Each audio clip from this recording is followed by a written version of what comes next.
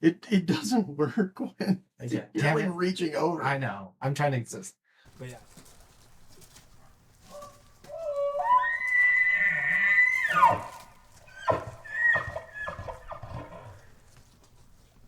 But yeah, that was like the first foray into YouTube for me was like the travel thing. Like travel culinary Yeah, experience. exactly. Dude, That was that's a life that I mean, I went to the Philippines, I went to Singapore, I went to Indonesia, went to Japan. I want to go to Japan. I want to go to Hong Kong.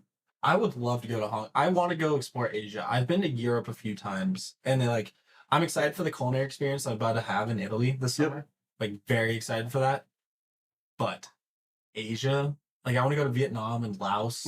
I want to go like try like those like local noodle shops. Go to Malaysia. So as someone that is part Japanese, you're part Japanese. Yeah, I took a DNA test. It was like 73% Northern Italian, and then like a little bit Spanish, and then like 20% Japanese. Wow. Yeah. I took a DNA test. I am 50% Scandinavian, obviously. Yep. I think anyone, and then I'm like 45% Russian and 5% Israeli. Because my family were all Russian Jews. Yeah. But I would say the Scandinavian is probably like the predominant. Yeah. Personally, like when I like obviously I'm not as tall as those motherfuckers because when I go to Scandinavia I'm a fucking short king. Yeah. But like structurally, like the way I'm built is very Scandinavian. Do you know what part of Scandinavia? I think it's mostly Norwegian. Interesting. Okay. Mostly Norwegian with a little like Swedish and a little Danish. Well, I know there's no Finnish. I was gonna say because the Russian part could be Finnish too. The Russian is my dad. The Scandinavian is my mom. Interesting. There's English in there and Canadian, but some like other, yeah, but like I'm my mom's side of the family is related to the Pilgrims directly. Like the cabin boy that fell off the Mayflower on landing is my ancestor. What the fuck? Like direct ancestor. That's crazy. So my family's technically been in the United States. The Mayflower. So they weren't the first. Like they weren't like Jamestown or whatever, but sure. They were like they were up there. Puritans, like Pilgrims. Damn, like that's kind of crazy. He, however, according to the family history, he had like 16 wives. So there's a lot of people. Yeah. There's a lot of people related to him, but like it's direct enough where like when my grandfather went to Dartmouth, it was like he could claim Pilgrim, like he was a part of the Pilgrims. That's pretty sick. So yeah, because my family is mostly like. My mom's side of the family is like mostly like East Coast, like Dartmouth, like Long Island kind of area. Nice. Dartmouth, like north, like Massachusetts and New England. Sure. But like my dad's side's like my grandpa was the lawyer, very Jewish lawyer for the Phillies and Eagles in the 70s. That's cool, dude. I'm 99% sure he's Canadian. 99% sure.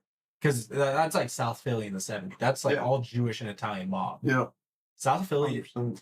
Honestly, South Philly is one of my favorite cities, parts of the city. I love Philadelphia in general. Philadelphia is, I think, like so shit on by most of the East Coast, but it's not a business center. No. Like Boston, New York. DC is the capital. Yeah. I really enjoyed Philly. Like with the culinary experience I had in Philly, like the mixture of the Jewish delis and the Italian like eateries. The Vetteries. Have you ever? I'm assuming you've had Wawa. I've been to a Wawa. Yes. I love Wawa, but like when I went, I had this place called Mara's Pizza, deep South Philly, like old school Italian. Nice. And my dad used to go, I think, there when he was a kid. And the old lady that would make Mara's Pizza would make these massive portions of this like Italian cuisine, and she would sit around my dad and his group of friends. If they didn't finish every single bite, they would smack him. Yes, hell yeah. The little Jewish kid, because the Jews and the Italians love each other. Yeah, like if you've ever seen The Sopranos, that's like a real thing. Like Italians love the Jew, that one Jew in their little crew. Jews love Italians. If you're Italian. was gonna say, I think it's because they've both been relatively persecuted in this country as well. Yeah, my dad, well, it was the Jews and the Italians would fight the Irish. Yeah. The Irish, my dad like was telling stories about how he like got like mugged by a bunch of Irish kids with like a bike lock. Nice. And Hell yeah. like that's so fucking Philly. It's so my dad's like California now. Like he is very like California chill. I've talked to you about He this. is very laid back. Very laid back California. When we went to Phillies, it is like Turns into a he goes from like Philly fanatic. can I get some water to can I get some water? Where's my oranges at? Nice. Like full on Slips like into it. Hell yeah. full because he grew up Center City. He grew up literally like a block away from the Libertyville. No shit. Center City. Dead Center City. Nice. Franklin Courts. Very nice. But I love Philly. That's a great city. I'm not a huge city guy. Like when I went to Boston, it was really cool culturally. Yep. The food was great, but I got really overwhelmed. In Philly, I don't get overwhelmed. New York fucking Yeah, New York's a lot. New York is just trying to figure out the fucking subways like sent. I like New York. I've spent a significant amount of time in New York, mostly because my freshman year of college was spent in Connecticut. I spent a lot of time in New York. Yeah. I like New York. It's fucking cool. Yeah, New York was one of those cities where I would go back to, but at the same time, I like Boston more. Boston's fucking awesome. Boston's a great city. Yeah. Like walking around Boston for spring break was an amazing experience. Yeah. The seafood is unbeatable. I like DC a lot too. I've never been to DC. That's lived in DC for a little while. I've been to one place I do want to go back to when I went when I was a little kid was North Carolina. Nice. That's awesome. My is mom that where the Outer Banks is? Mm-hmm. I've been to the Outer Banks. Mm-hmm. I chaperoned my little cousin's like senior week, which was probably 8 years ago. Jesus. So I was in my like mid-20s. Hell yeah. I was so they were down there for 8 or 9 days. And and then each parent that was in the group took like 2 days. But my aunt and I went down and chaperoned. Nice. Yeah, it was fun. I really love traveling around the US for sure. But the call to like go to New Zealand for me right now. Yeah, we were talking about that the other day. Oh my God. I literally, if someone offered me a lodging spot where I could work on a hunting outfitter. So this is our shout out to anyone in New Zealand. If you need a young gentleman to come work on your hunting range, I would literally do anything. A guide or whatever you need. Not a guide. I don't think I'm qualified. A guide. Packer. Yeah, I could do packing, scanning. Yeah. Yeah. This is your guy. Hit him up. I would straight up drop out of college. Quentin at huntswiftlypodcast.com. Do video calls. Yeah. If I had to pick a dream life outside of being like Bourdain, I would say it's the Remy Warren. Yeah, Remy lives a pretty fucking sick life. 6 months in New Zealand, 6 months in the States, based around hunting. That would be insane. He worked his ass off for it. Oh yeah, that was not given. That's hard work. But that dude, the 6 months off, 6 months off. Plus, the fact that you can just buy a suppressor, like everywhere. After listening to the Go Hunt podcast on it, I want. Yeah. Like I would want to do the helicopter drop off, not the helicopter hunt. I had in 2020, I had a full hunt booked. Like tar, chamois, the whole thing. Yeah, the SCI, Southern Hemisphere, big five. Full hunt book. Fallow, what is it? Fallow, red stag, chamois, tar. I mean, there's one other one. Roe deer? No, not real. Is it Axis? I think it's Axis. Not a museum. Yeah. There's Axis. I think so. Is it not pig? Pig cool. No, it's another one of those like high out. I can't remember off the top of my head. Chamois, tar. I don't know. But yeah, full trip booked for 2020. And well, we all know what happened then. That shit got canned real quick, and never actually went back and rescheduled. Sika deer. Sika deer. Yeah. Or sandbar. There's also elk.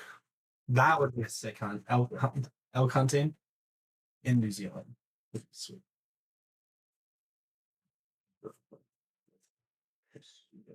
But I don't know. Either one of those lives would be good up. I mean, I'm pretty bummed that Bourdain isn't around. I will watch No Reservations for hours on it. And I would say No Reservations, River Monsters, and what's the last one? I think it's like Gold Rush are like the 3 like cable TV shows I still watch. Interesting. River Monsters is cool. You can't beat Jeremy Wade. Jeremy Wade. You can't beat Jeremy Wade. Crazy ass motherfucker. They had to end the show because he caught everything. Yep. That's insane. Yeah. Jeremy Wade is an interesting individual. Yeah, no. Anthony Bourdain was him and Robin Williams were the 2 celebrity deaths that really fucked me up. Yeah. Robin Williams was a big one for me. Yeah. But yeah, no. My entire career was because of Anthony Bourdain. For those of you who don't know, I worked in kitchens, also my sous chef for 10 years. When he died in 2016, I was 13, and I still was bummed out. I was in culinary school. Yeah, I was at the Culinary Institute of America, where he went.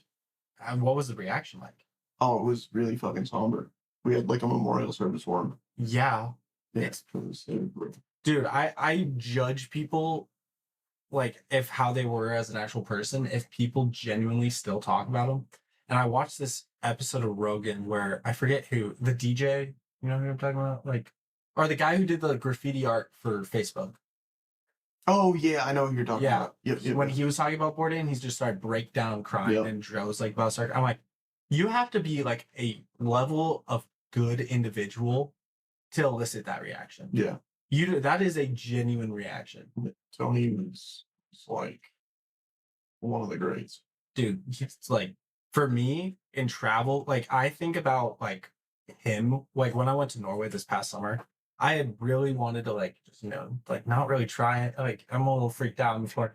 But I watched an episode of No Reservations on the plane. Mm-hmm. And I like straight up just was like, we're trying everything. Like we're going. Like the inspiration I got was like legitimate. Well, like, he's a recent whale. So this is gonna tell you a lot about who I am as a person.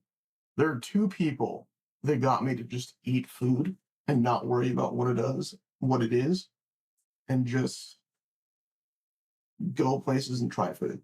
Yeah. One is Anthony Bourdain. Mm-hmm. Can't put snacks on the fucking bottom. The other was a butler at the United States Embassy in Luxembourg. Huh. Where one of my family members was the ambassador from the United States to Luxembourg, and myself and my mom would go visit my aunt and uncle, and we'd go over there. And they had a butler named Christian. Christian, if you somehow find this, I love you, man. You're an awesome dude. And he would essentially, like when they'd be having like a party or something for like diplomats from whatever country, there'd be food in the kitchen. So me and my little cousin would go in the kitchen because we weren't allowed to go to the party. And we'd like want to try stuff, and I saw something. And I was like, what is that? I asked him, like, what is it? And he's like, just eat it. And then if you like it, I'll tell you. And so I tried it. It was a crab cake. I fucking loved it. Wouldn't have eaten it if he had told me what it was. Would not have eaten it. And ever since then, I've just been like, you know what? I'm going to try that before I ask what it is. If I like it, then I want to know. I have a similar, not experience, but similar kind of like thing where, so this, Bourdain was like later in life. Yeah. But as a kid, I was like an incredibly picky eater. Mm-hmm. Very picky. I'm still trying to break that habit. Like there's some things I won't eat. But I don't like green shit in my pasta. I don't like white. White? like cottage cheese, eggs. Cottage cheese is disgusting. Yeah. If you eat cottage cheese, you're weird. I just started eating cream cheese only with jalapeno poppers. Okay. But That's crazy. I know I had like bagels with like butter and bacon. That's not bad. Yeah. But I had this guy, I call him my Uncle William. He's my best friend's dad. He Okay. would do something similar. He's just like for example, we went to this hibachi restaurant. He's like, try this. And I'm like, what is this? He's like, try it. And I'm like, is there eggs in this? Because I didn't start eating eggs till I was 18. Damn. My dad hates eggs. Like, refuses to eat them. Huh. Just because he did an embryo lab when he was in vet school and he had to work with chicken embryos. And he's like, I'm never touching one of these fucking things again. But he just like would feed me these things. And he's like, oh, that right there.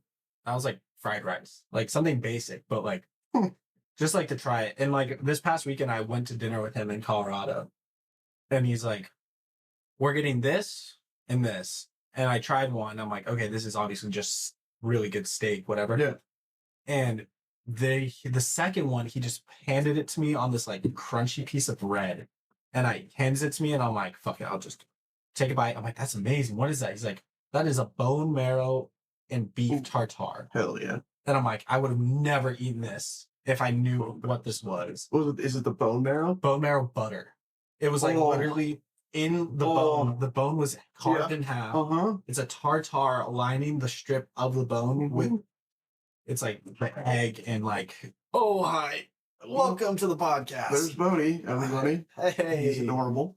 You're a big puppy. Oh, let me talk about tartare. Come here, buds. But so it was like tartare infused, like hot tartare infused with bone marrow, or bone marrow butter, and it was fucking fantastic. I'm not a huge tartare. I've had it one other time, and I was like, it's nothing crazy. Yeah. But after this, I'm like, this is like bone marrow is one of the best things in life. Yeah, I can agree. The last restaurant I worked at, the one that shut down because of COVID, we did a bone marrow dish. It was and we put it, so you take bone marrow, sous vide it to like start the cooking process with garlic and all this good shit, and we take it out and we put it under the salamander, which is a broiler essentially, but like a really really hot one, and just broil the shit out of it. So that top layer of fat starts to kind of like almost like Maillard reaction. Okay. And then throw that on a plate with a couple pieces of bread. Fantastic. Yeah. Best thing ever. I will say I'm far more adventurous when eating foods inside, I would say, the Asian culture and Middle Eastern. I got something for you. You ever heard of natto? No. Don't look it up. I won't. I'm going to get some. What? Okay. I won't ask. Do you like beans? Yeah. Okay. Like, I don't know. I'm not very adventurous with like Mexican food or like American food. You ever had menudo? Sounds so familiar. Most Mexican places have it, but if you knew what it was, you wouldn't eat it. Oh, the organs. Yeah. Yeah. Soup. Yeah. Yeah. I've tried some, but the best hangover there is. My favorite is my favorite growing up was lengua. Okay. I love a good lengua. Picky eater that likes lengua. Well, Mexican food was never like a picky. Like I won't eat an avocado. I will not eat an avocado. But with meat, I am so much more like I'll eat fucking any meat you put in front of me. Interesting. I've eaten like alligator. I've eaten rattlesnake. I've eaten trying to think. I've eaten lion, not mountain lion and zoo lion. Zoo lion. Yep. My dad found a website that you could buy old like meat from exotic animals off of when they're dead after the zoo. They're dead after the zoo. But I would eat any meat put in front of me without a question. But it's like avocado. I can't eat avocado. Cream cheese. I'm starting to eat cream cheese. What is it about avocado? I think it's the texture, like the like mushy. Interesting. Like mushy texture. What about like guacamole? No. Bananas. I will throw up if I eat a banana. Like that texture, that smell, that taste. Fair enough. I don't eat fruit. I've told you this. You don't eat fruit? The only fruit I'm starting to be more adventurous with fruit. Like obviously, like when I went to Fiji, I ate like mango. Oof, it's the best. It's pretty good, but like I'm starting to eat berries more. Okay. I'm trying. What if you like blend it into a smoothie? I don't like fruit. Like I don't like. Is it a taste thing? The taste. Okay. I mean, like I'm trying to break that habit, but it's. I gotcha. Like I don't like fruit pastries. Okay. I don't. So it's a flavor thing. Yeah, with fruit in general, it's a flavor thing. I just like if I want a pastry, I want like a savory chocolate, Okay. or like a sweet cinnamon. Like if I had a choice, Sure. But I don't know. I'm starting to get a little bit more outside of my realm of comfort when it comes to food. Okay. And I think hunting has helped with that. Yeah, of course. Because I'm like, especially with meat, I'm like, bro, yeah, I'm eating an elk I was fucking shoulder deep in. Mm-hmm. I think I can eat this piece of tartare. Yeah. I've taken bites out of raw deer hearts before. I was going to say heart. You're good with heart? Oh, I love heart. Okay. I've eaten liver. I'm not a huge fan of. So I'm going to try and wrap this up into, have you ever had a, like liver mousse? No. Okay. I might have to, if we start doing the cooking portion of this show or on the YouTube channel, I'm going to make some liver, chicken liver mousse. Okay. You can't tell it's fucking liver. Yeah. I just the liver I've had. I've honestly only have ever had deer and elk liver. Okay. I've never had like other livers. And like same thing with like gizzards. I've only had like a duck gizzard. I don't like gizzards. Okay, buddy. You're deer grand. I'm sorry, buddy. You're gonna sit right there. But I will say it does seem like there is if go like kind of like talking like podcasts in general. Going forward, if we could start like a culinary and a fucking fitness side of this, I would be stoked because that's like the three things in my life that I love. Like I love cooking. Okay. I love cooking videos. I'm a terrible chef. Mm-hmm. I can cook meat, but I can't really do like a good meal. Okay, yeah, we can do that. Obviously, you guys can tell which person is going to be doing which part. Yeah, I would probably be covering the fitness. Yeah, and Swift would be covering the food. Yeah. But yeah, no, we can do that. Yeah, so that's coming soon. There's going to be, if you guys, okay. Hi guys, welcome to the Hunt Swiftly podcast. We're only almost a half an hour into the show, but let's hit the official intro. Thank you guys for being here. We appreciate it.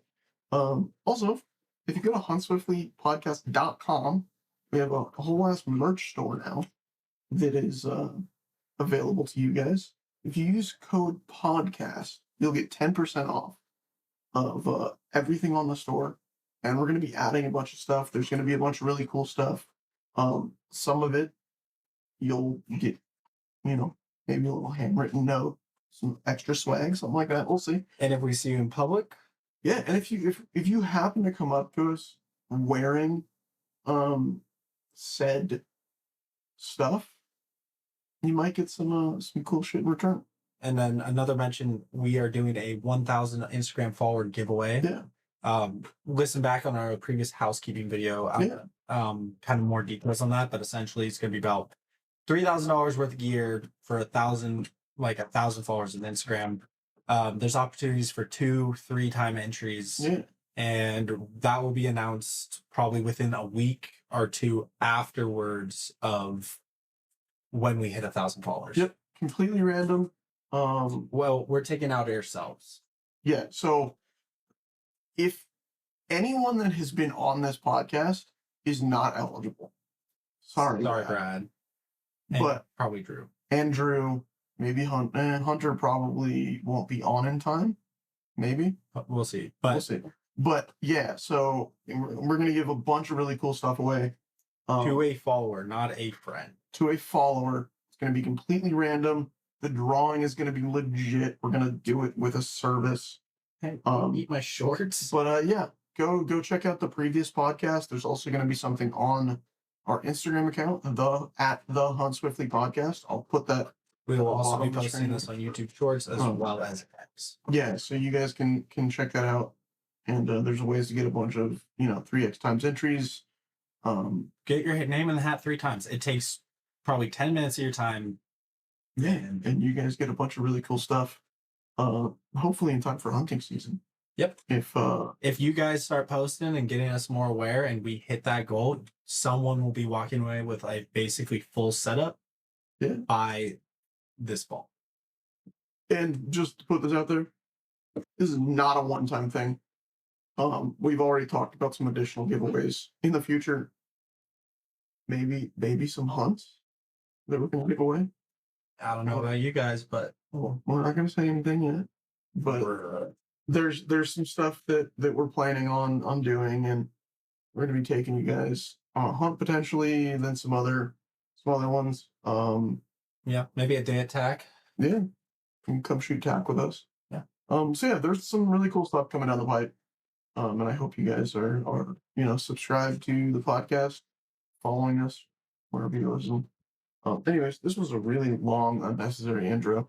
But anyway, let's get into the meat of this episode. Yeah, the meat. On a previous episode, we mentioned we both pulled a tag. If you follow us on Instagram, you already know where. Yeah. The Hunt Swiftly podcast is hitting South Dakota, baby. Yeah, it's going to be our archery only. Our first official film, I think. No, let's do a little bear film. All right. I mean, I would be down for a bear film. Yeah.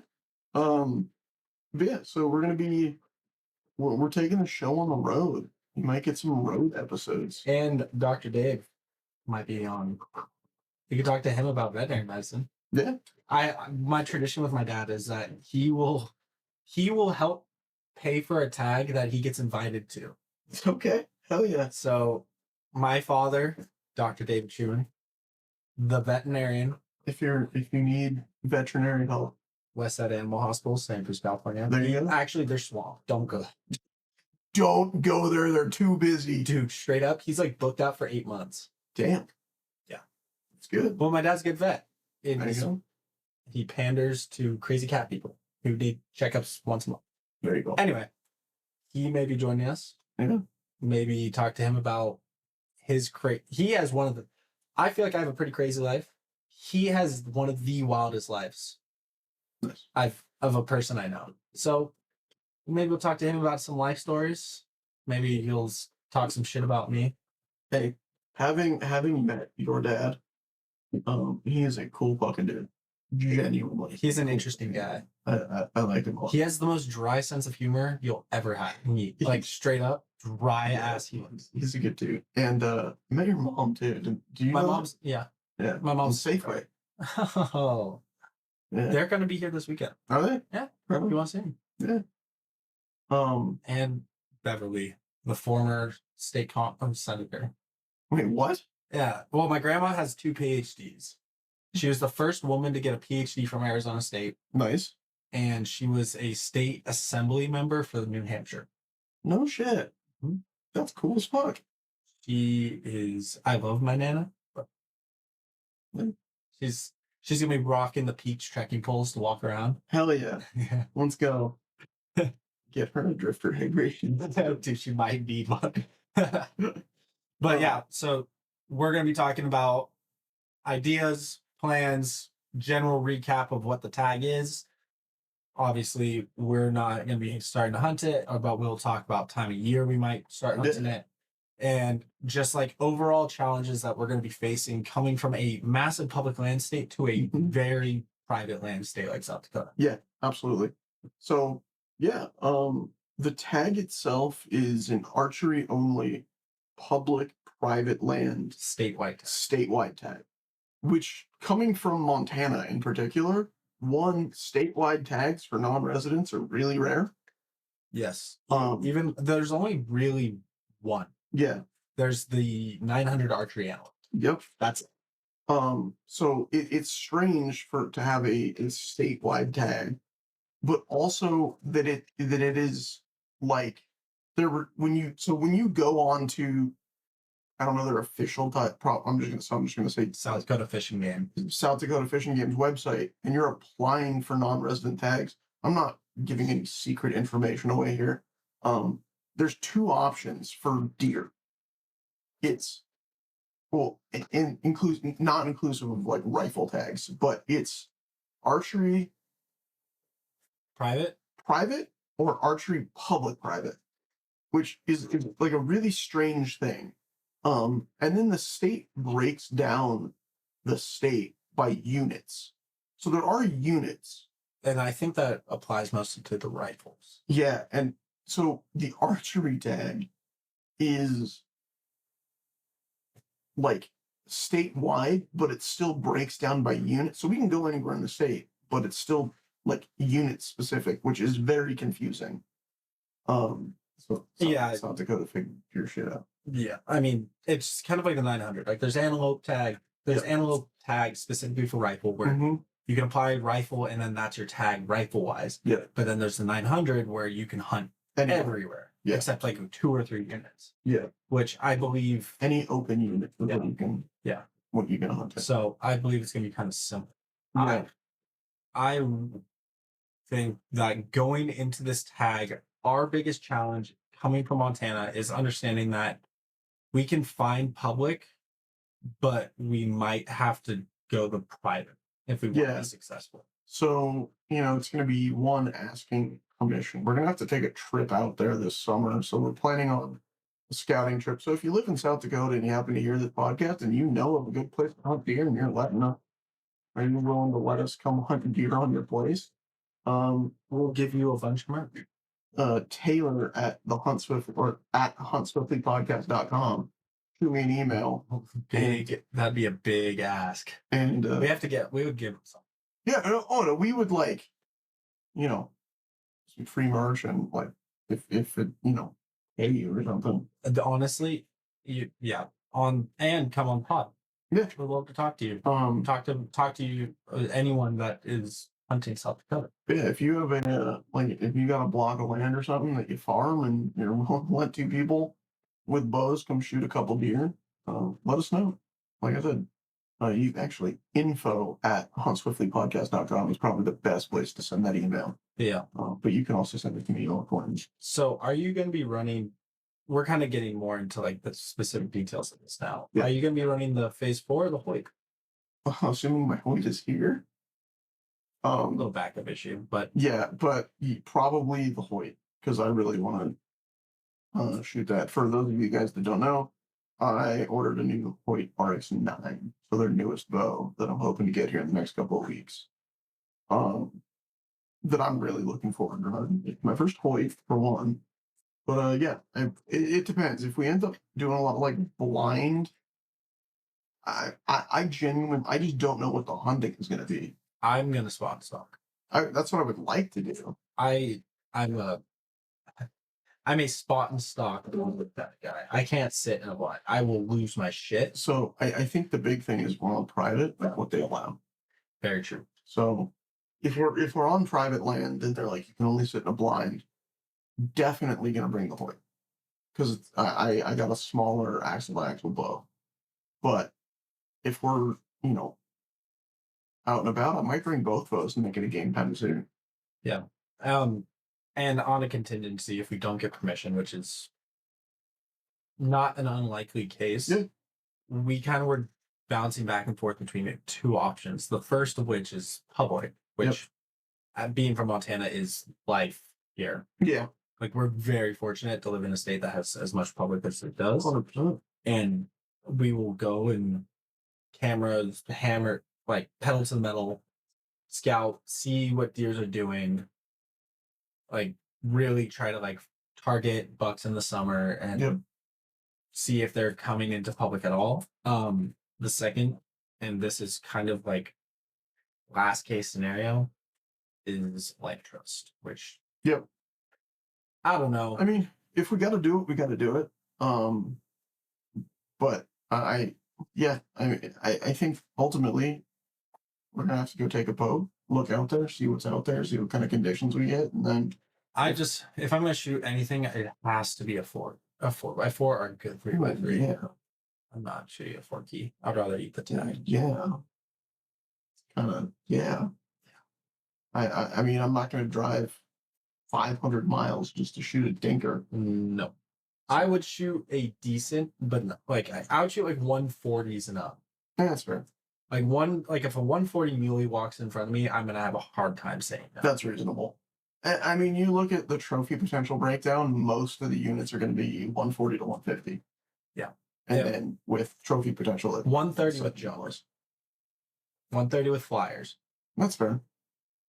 I would shoot a smaller basketed buck. Like it doesn't have the frame and the girth if it had some flyers. Yeah, that's fair. I can get on board with that. But yeah, essentially it's just an archery hunt. As we go into the summer, start thinking about bows, start doing tack. We'll do more of a breakdown on what we're shooting, arrow wise, bow wise, gear wise. This is gonna be a very different hunt because I have a feeling that we're gonna be doing I wouldn't say like a hotel hunt, but like a stationary camp.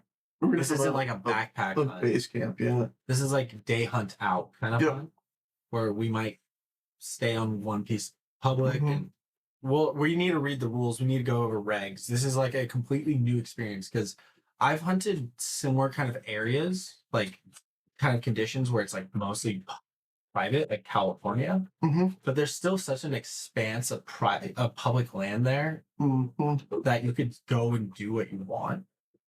Yeah. But to hunt a state like the one of the Dakotas is just going to be a completely new test and challenge of like one, our archery skills, but two, like logistic skills. Yeah. And I think a lot of it, and it's weird. I'll just say this because it seems to be like relatively rare that we both drew the same tag. You know what I mean? Like that's like a 33% chance. Yeah. It's like a very slim, and that's what kind of makes me excited about it. Yeah. That we both drew, obviously besides our Montana general. Yeah, of course. But that's like a given. As residents, we get our elk and our deer tag and our bear tag. And turkey tags and upland and ducks. We get that every year. But yeah, it's definitely an interesting kind of thought that we drew the same tag in the same state, in a state that neither of us have hunted before. Very new challenge. Yeah. It's not like a over-the-counter Colorado hunt either. I would say it's a pretty low-profile state. I would agree. And I think the cool thing is going to be, just based on what I know about South Dakota, is it's more of a Midwestern state with rocky, like Western game. Yep. I would love to go kill a hybrid whitetail mule. That would be crazy. But yeah, it's going to be interesting to see. We neither of us drew the antelope tag, which honestly I'm kind of grateful for. Yeah. Dude, that'd be a lot. I'm cooking on 3 antelope tags this year. Yeah, I have a high chance, I think, of pulling my Montana one, and that's like took me so long last year. I should, because I haven't pulled one in 2 years. Yeah.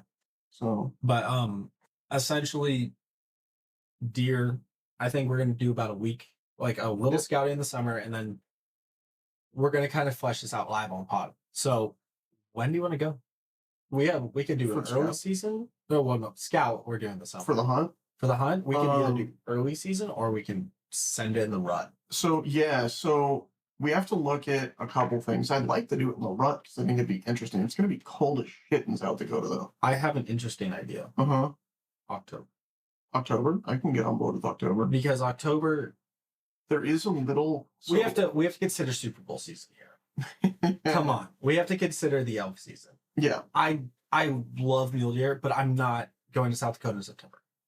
No, I agree. And the other option is August, because our tag starts August 15th, doesn't it? No. Oh, it doesn't? September 1st. I'm tripping. All right. August 15th is 900. No, there's something else that I have that I drew that's whatever. But September 1st to January 1st. But rifle season's in November. Yeah, so our tag is also not valid during rifle season. Yes. So we have to look at that too. Yes. Yeah, I think October would be good. I like October because we can still go look for bucks. It won't be terribly cold, and it's not during the rut of elk season. and we have valid tags. And I think, I don't know, I'm only taking 4 classes this semester. Tuesday, Thursdays. Yeah, to be in school. I'm gonna be in school for About 3 more years. At least. probably 5. Roughly, with my MBA and masters. I'm just saying. 2 more years of undergrad. Okay. Yeah. But anyway, so I schedule where I only have 4 classes in fall. I have 6 in spring. Mm-hmm. So yeah, I think I think we can do it. Oh yeah, that's easy. I just think we need to figure out dates, and then I think we need to figure out if we kill. We need to. Then we really need to kill something in September. Like really need to kill something in September. I always need to kill something. Well, yeah, but like because I'm gonna reasonably, let's say. So I think I applied for the most tags this year. So let's say I drew everything. So now I have. Dude, if one of us gets a once in a lifetime tag, I think our South Dakota hunt's fucked. Yep, 100%. This, unfortunately, the way it is like right now, it's bottom barrel. Yeah, it's not the main tag, but it's just fun because it's the tag that both of us pull. Yeah, if one of us, like, if I pull my Oregon tag, I can do a week in Oregon. That's easy. Yeah. If one of us pulls a once in a lifetime tag. Which I mean, it's statistically improbable, but I have applied for all the once in a lifetimes in Nevada, in Arizona, in Wyoming, in Utah, in Montana. Yeah. So, but I also have tags that I think I probably should draw in Utah. Yeah. So so if we're really going to flesh this out, so this is, you guys are hearing us plan our season right now. So let's say we both let's just start with what we have. Priority wise, Yep. Right now, Montana elk tag is at the number top. 1. Yep. Number 2, Montana deer tag. It depends. For me, because if I pull my Utah antelope tag, that's going to be number 2, but that also starts in August. Yeah. So, I would say it's kind of, my deer tag is tied with my antelope if I pulled up 900 Montana. I would say Montana, purely out of convenience, is our pure number 1s, except. Yeah. And then I would say South Dakota. Yeah. For me, is tied with my like a potential Oregon tag. Sure. So that's like hunts that would be awesome. So hunts that we definitely have, there's 3 right now that we both have. Well, you could easily get a pig tag in California. Yeah. That's like a. So we have Montana deer general. So yeah, Montana elk deer and elk, South Dakota. And South Dakota are the 3 that we're working on right now that we both have. Yes. So ideally, we both kill an elk in archery season. And then, I mean, we can hunt the rut for mule deer. In Montana. And then which October. Is like mid-November. Right now, the way I'm kind of framing it is August archery antelope, September archery elk, October South Dakota deer, November Montana deer. Yep. And then everything filters in, and with the assumption that if we draw the tags. Yes, but as of where we're standing right now, that's our kind of hunt plan. Mm-hmm. With a little mixed in, if I kill a deer in September in Montana like I did fucking last year, then I'm hunting elk with a rifle. Yeah, I love hunting elk with a rifle. Don't get me wrong. It's not the same. It's not the same. But I reasonably, if I draw my Nevada mule deer tag, which is in a primo unit. Yeah, we're going to that. Which has some potential for some very, very. Is it a large archery or rifle? Rifle. We're going to that, and I'm filming. Yeah, there's opportunity for a very large deer, like 70s plus, 90s plus. Oh, from what I know about the unit that I applied in, the potential, there's like a 20 to 30% chance of a 200-inch plus deer. Okay, so if we pull that tag, we're going to Nevada. Yeah. And hilariously, so this is how much I like mule deer hunting. I applied for what is essentially, from what I can tell, a once in a lifetime unit tag. Plus, and I've been applying, because I have 6 points in Nevada, I think. So, draw odds are like Great. 35 to 40%, according to Bill. Correct. And then I did the Silver State. Oh, you did the Silver State tag? For mule deer as well. Yeah. I just did my lottery ones for Montana. I was going to do Copper State, Arizona, but yeah. So we'll see. If the opportunity to go shoot a giant mule deer in a warm place arises, I think that would be a good move. I agree. South Dakota is unfortunately kind of bottom of the barrel. Let's not put it at the bottom of the barrel. It's like on the back burner. It's like the dispensable. Yeah, it's also the least expensive tag. Yes. For out of state. 100%. I do look forward to. Well, this isn't a dig on South Dakota. This is more of like a opportunity. There's some other really large deer that might need to be killed in other states. And like for me, like my Oregon tag, it would be like a 1-week trip just because my buddy has like property. Yeah. And it's like a harvest. It's not really a hunt. Fair. But kind of how you kill whitetail on that one piece of property here. I would say that's a hunt. Most people, I've seen a lot of people try and cannot do it. Yeah, but when you fill every doe tag you have. Yeah, well, I do it. I would argue that has made me a way better hunter. Fair. I'm spot and stock and whitetail. Fair. I've seen a lot of people go out there, and I know a lot of people that never even filled one of those tags. Fair enough. So keep that in mind. I've never done it. Just for the record, I mean, it's one of those places where it's like, I don't know, I've gotten lucky for sure, but I also I feel like it makes me a better hunter. Truly. I think, well, yeah, that, and then I think just hunting makes you a better hunter. Well, yeah, but the thing is, I have so many reps in the red zone because of it. Yeah, fair enough. Like, I've been within 25 yards of white-tailed deer, spot and stock. I was in, for a week straight, I got 25 yards from different. Fair. And it made it so I didn't kill an elk with my bow this year because of some situations, but I could have killed a bull at 40 yards if me and my buddy weren't focused on the 370 bull. I would be able to kill the 330 bull. See, that's the thing, is you gotta pay attention to what is going on around you. Yeah, we were on this hump, and he's in this valley basin at 85 yards. And along the topography line of the hump, the 30 bull comes up, and he has his head down. It's literally the hump of the elk, and then his leg. And I could have shot, and I was scrolled at 85, and I had to rip it back, and then set my arrow, then draw back. And by the time he did that, he hopped a fence and was private. It. That'll do it. But yeah, so I'm thinking October. Yeah. I think that's a good time frame, convenience-wise for us as well. I agree. It's kind of a dead season. Don't worry about this. About what? That. Oh. I was looking at the computer. Oh, okay. Yeah.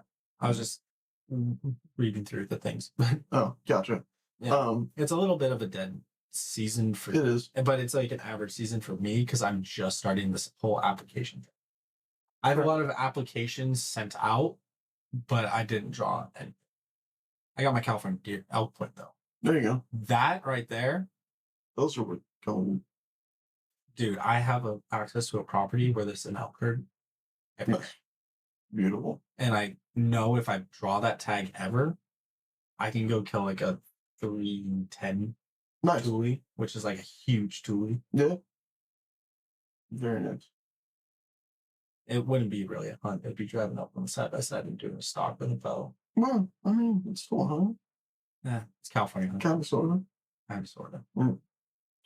But yeah, it's so. I mean, the rollout still happen. We'll see. Yeah. Some big states still have to drop. Yeah. Utah, Nevada. I'm gonna try to. If you pull that Nevada tag, I'm gonna try my utmost to low key, just like really scout it. Because I'm gonna be driving through Nevada a few times. Okay. Yeah, I mean, I think realistically, if we get like, I'll probably get on there for a week and a half if I pull it leading up to it. Yeah. If we with South Dakota, if we go out there maybe like once or twice, I think that's enough. I agree. Well, I don't know. Maybe set a camera too. Yeah.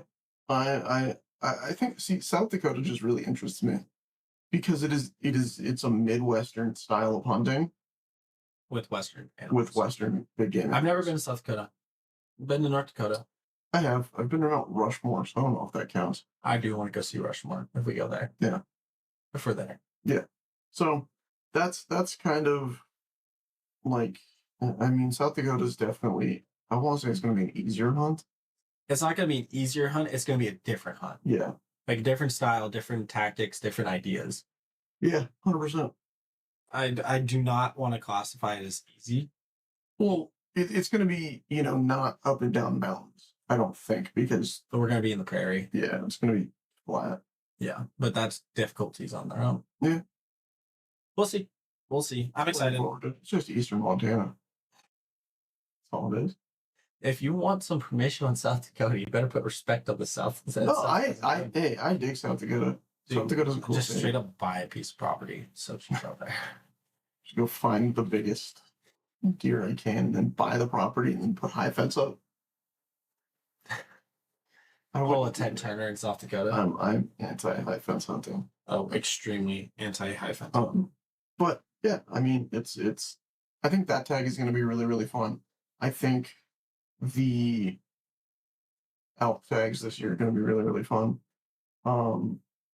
Mule deer is always fun because it's the best species to hunt. It's facts. Everyone knows. Everybody knows. Archery elk. I still killed myself last year. I took a shot at it. Pretty far, but I can hit that at point every day normally. But whatever. Is what it is. Yeah.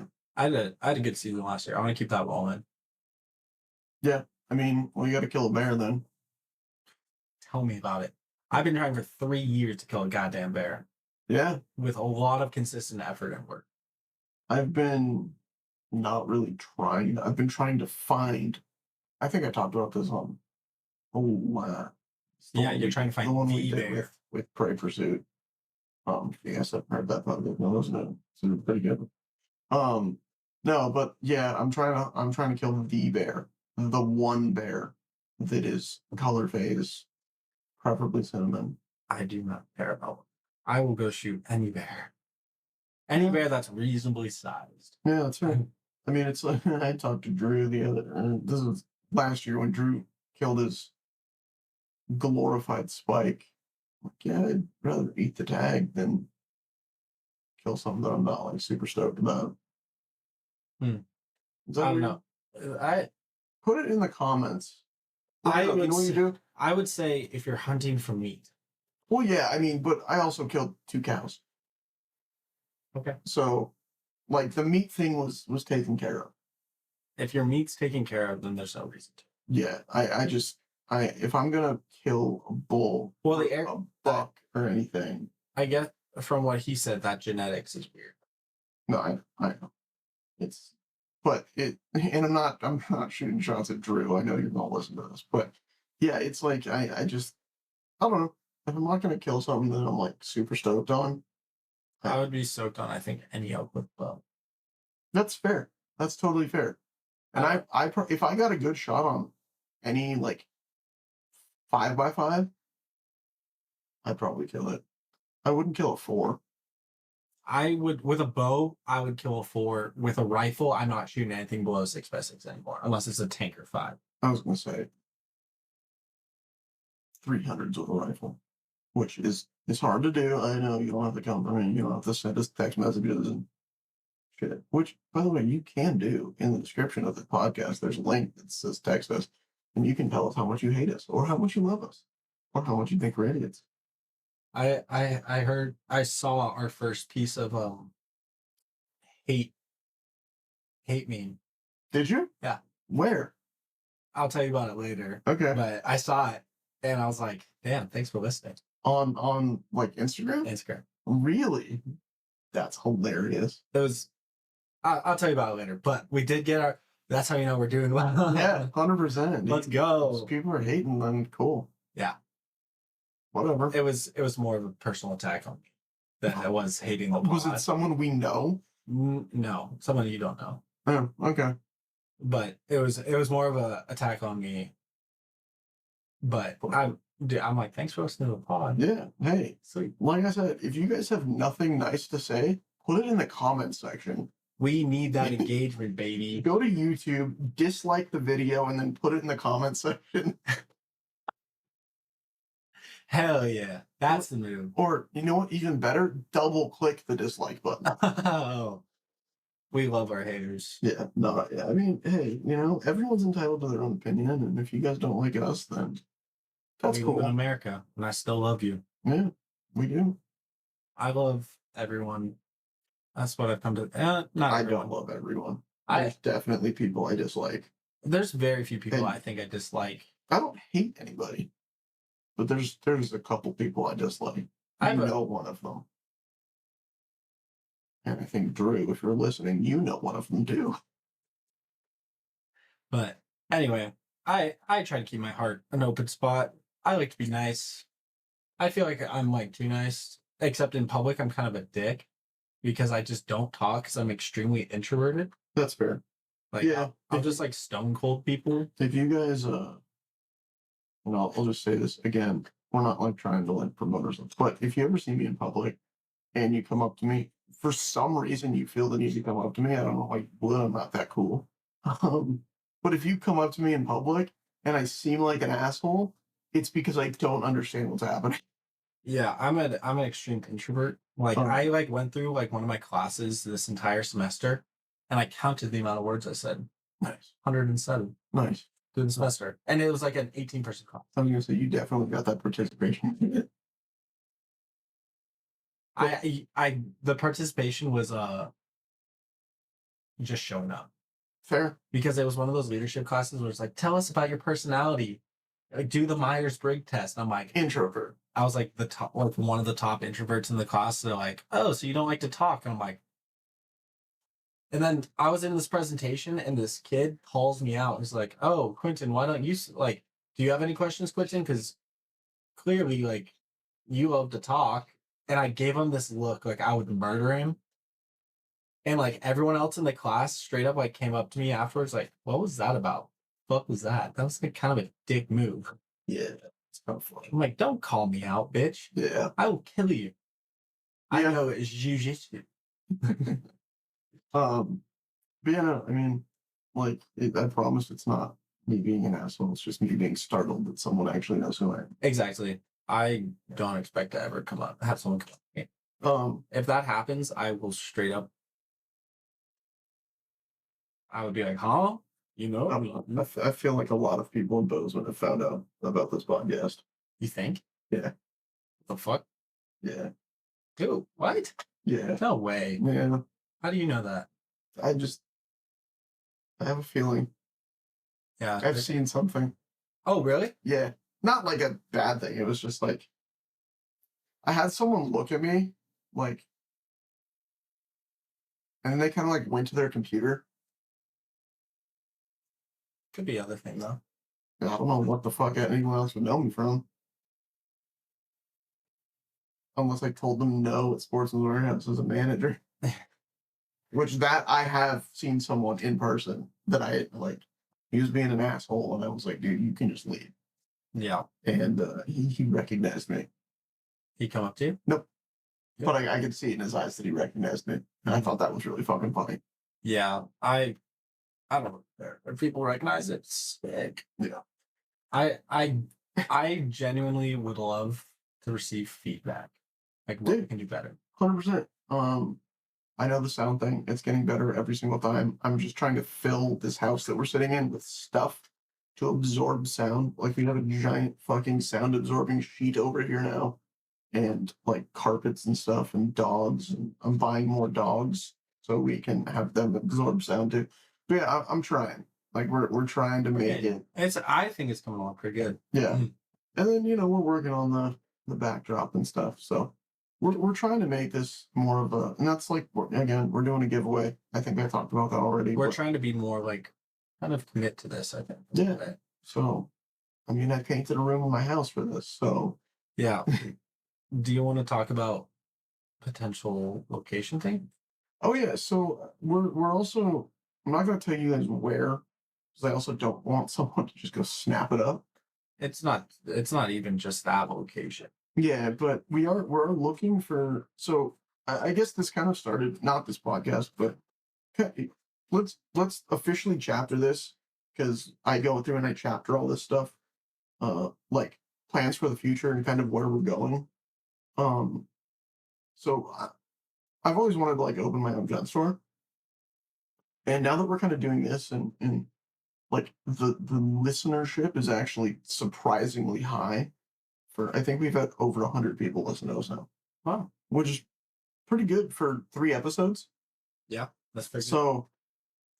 So, like I think that realistically, we want to get a space for this company, and this podcast, but we're also going to be doing, so if you don't follow us on YouTube, which, go follow us on YouTube or don't, it's up to you. We're going to start doing a lot of reviews.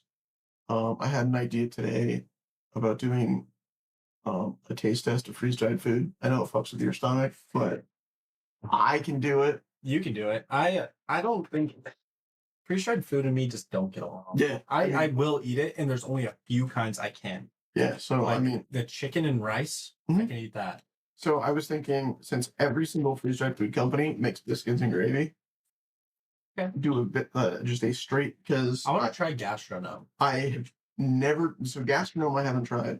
Wild Society, which is another Bozeman company, I've tried their biscuits and gravy. I had it for breakfast the other morning. So I was like, fuck. Low key, I would be down to do it if we could get like a chicken, like rice thing. So I was gonna, so biscuits and gravy is the only thing that is across the board with most companies. Okay. So that was the first reason. And then I was going to say, let's find whatever the most popular one is from. So I know the chicken and rice one from Peak is their most popular. Yeah. So if you do that, then a Mountain House one, I don't know what I think. Probably teriyaki chicken. Yeah. Is their most popular. And then we can go into Wild Society and Gastronome, because they're both here in Bozeman, and get their most popular one. And then do that as a tasting. Yeah. So I think that, so then again, but then we're doing reviews. Like I'm filming a Tricer tripod review, because I got that. So that'll be up next week on YouTube. Yeah, we're just going to start doing more like video content for him besides just podcasts, because we did, as our Swifty did, as the big guy he is, got a Sony. Yeah, so I mean, I have that. I have another 4K camera. But we have some cool video stuff coming down the pipe, just for the sake of like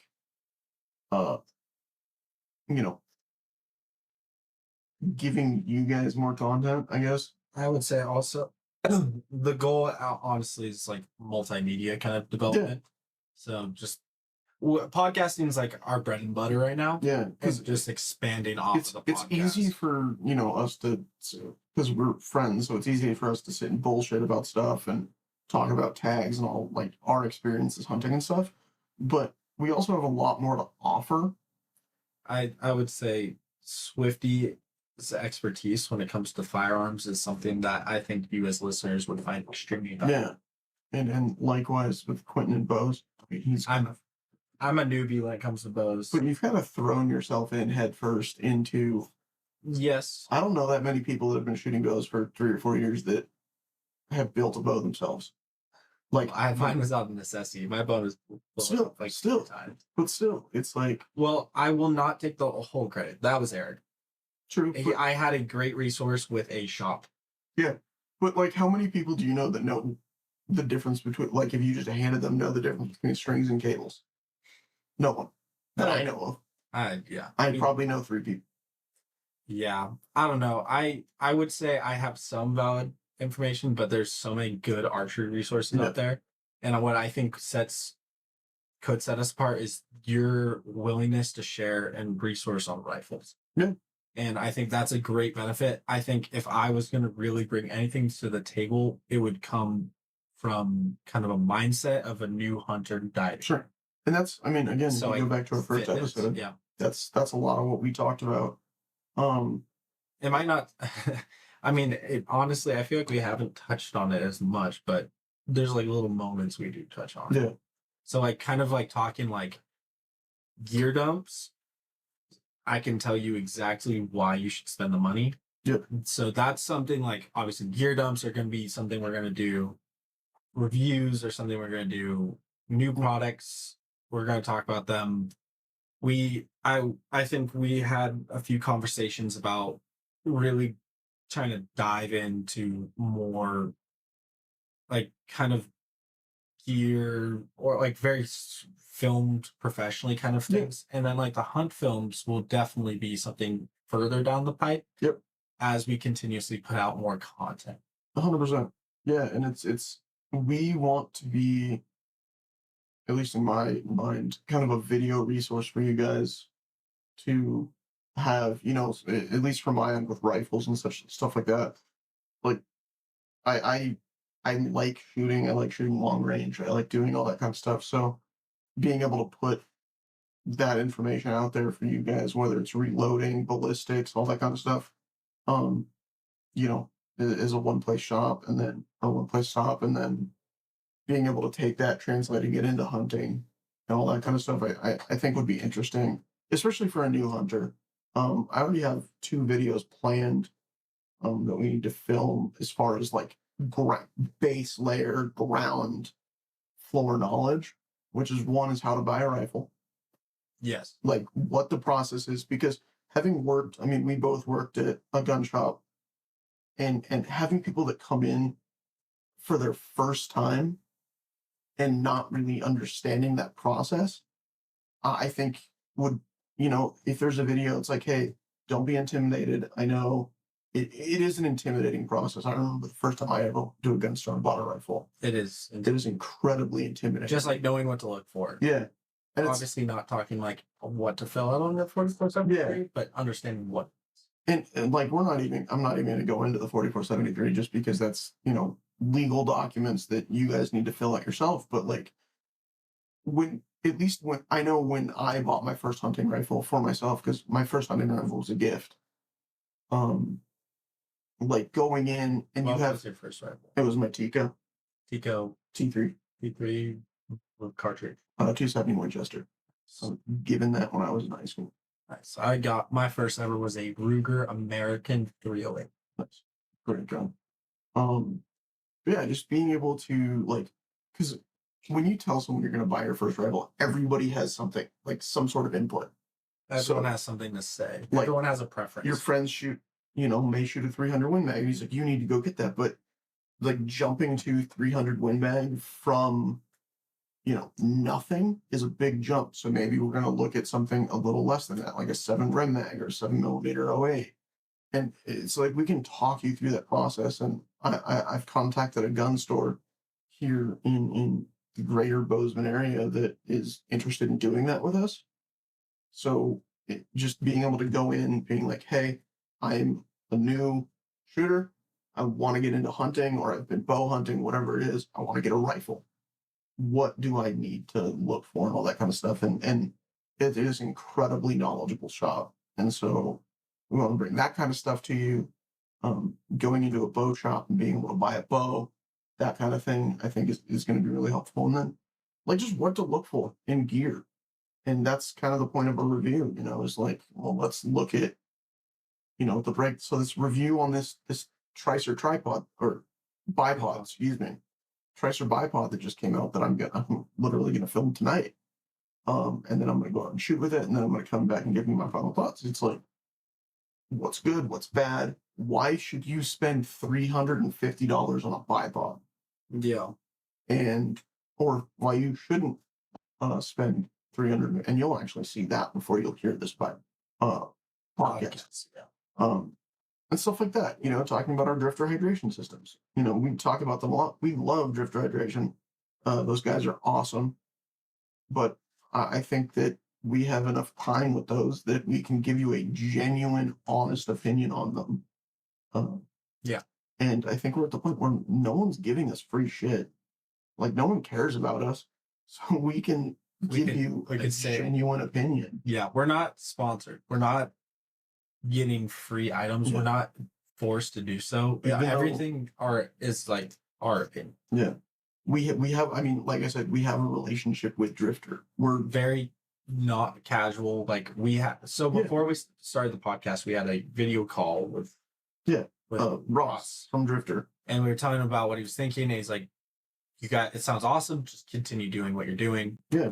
We'll reach out and we'll talk to you. But that was like a very informal, non-contracted thing. But our opinion of it has remained the same, even before that. And like when I initially sent him the email and I reached out to him, I was like, hey, I love your product. Quentin loves your product. This is why we want to have at least a relationship of some sort. And I mean, it's the same thing. I've reached out to a couple other companies that I'm waiting to hear back from, but we're not reaching out as like, hey, send us free shit. We won't promote it for you. It's because we like this product. We use this product. We believe in this product. Therefore, we are reaching out to potentially have a partnership of some sort. And 95% of what I'm talking to these people about is for this giveaway that we're doing. Yeah. Hey, we already own your backpacks. Would you be willing to partner with us for a giveaway? Just so, I mean, again, we're a non-existent podcast and a lot of podcasts, but we want to give you guys some cool shit. Because you're listening. Because you're listening and because you're willing to spend an hour, 2 hours, 3 hours with us every week. We want to give back to you guys. And so, like if it can cut the cost by $1,000 on the giveaway, then sick. We're cutting, the cost, and that's going to allow us in the future to give back more. Yeah. So just know that, nothing that we're talking about, like the Tricer tripod I bought with my own bipod, excuse me. It's so weird to say a Tricer bipod because it's like their name is Tricer, like Triceratops. Their logo is a Triceratops, which is a triple horn. So it's hard for me to say Tricer bipod. Tricer. But yeah, I bought that Tricer bipod myself. I pre-ordered it. So I got it for a little less money because I pre-ordered it, but overall it's the same thing. So just be aware that when we're doing these reviews, we bought the stuff with our own money, or we're free to tell you guys what we actually think. So yeah, I don't know why I went off on that tangent. But anyway, I think as we're gonna start wrapping up this, thank you guys very much for listening. We hope to hear any feedback you have. Keep in mind the YouTube will start becoming more active. Yep. Instagram 1,000 follower giveaway. Show us to your friends. Why not? And if you've made it this far, if you go to the website, huntsfilthypodcast.com, and you want to buy some merch, if you use code podcast, you'll get 10%. You'll get 10% off everything. And there's already free shipping. So it'll wrap into that. Save yourself a little money. Yeah. If you want to support us, save some money. I think our merch is pretty cool. And we're going to be dropping a bunch of stuff here pretty soon. More stuff. So to be coming soon. Yeah. So everything on the website, 10% off. Use code podcast. Code podcast for making it this far in the episode. Perfect. So, all right. Anything else you want to say? Nope. Happy summer. Yeah. Happy summer. It's May. It's gonna be May. Also, in the description of all these, except for on YouTube, there's a thing there's a clickable link that says text us. Shoot us a text. Shoot us a text. Tell us what you think. Yeah. Rate the show on everywhere you watch it. on Spotify. Let's be honest, that most people are watching it or listening on Spotify. Yep. Rate us 5 stars, preferably. All right. I have to pee. All right. We'll see you guys later. Thanks for listening. Later. See you.